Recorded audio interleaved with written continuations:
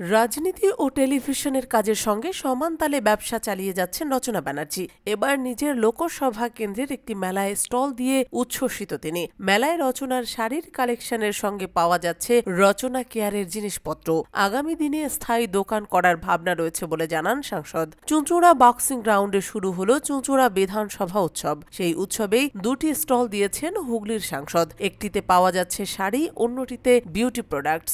নিজের লোকসভা কেন্দ্রের লোকজনের জন্য বলা যায় প্রায় সকলের জন্যই আগামী 10 দিন আকর্ষণীয় ছাড় দিচ্ছেন তিনি। পাওয়া যাবে আকর্ষণীয় উপহারও, ফ্রিতে শাড়িও পেতে পারেন গেলেই। এই উৎসবে বৃহস্পতিবার হাজির ছিলেন শ্রীরামপুর সাংসদ কল্যাণ বন্দ্যোপাধ্যায়। তিনি বলেন, রচনা যে শাড়িটা পরেছে সেটা খুব সুন্দর। রচনা বলল, ওটা ওর নিজের কাজ, ও এখানে একটা স্টল দিয়েছে, মেয়েরা শাড়ি দেখবে না এটা তো হতে পারে না। কল্যাণ বন্দ্যোপাধ্যায় বলেন, সরল বলে অনেক সময় ওকে ট্রোল হতে হয়। রচনা জানান, দারুণ সাজানো হয়েছে মেলার সমস্ত স্টল। বিধায়ক ভীষণ সুন্দর ব্যবস্থাপনা করেছেন। আশা করি সবাই খুব খুশি হবেন। মেলা তো সকলেরই ভালো লাগে। শহরের বুকে এমন মেলা অনেকেরই আসার সুবিধা। আমাকে বললেন, তোমার তো এইসব ব্যবসা আছে। আমি বললাম, হ্যাঁ আছে তো, সময় এখন কম দিতে পারি, আমার লোকজন সেগুলোকে চালায়। কিন্তু উনি বললেন, তুমি স্টলে রাখো তোমার জিনিসপত্র। আমি বললাম, ঠিক আছে। মহিলাদের জন্য মহিলাদের উন্নয়নে ও অনুপ্রেরণা যোগাতে একাধিক কাজ করেন সাংসদ। মহিলাদের নানা কাহিনী উঠে আসে তার রিয়েলিটি শো দিদি নাম্বার 1-এও।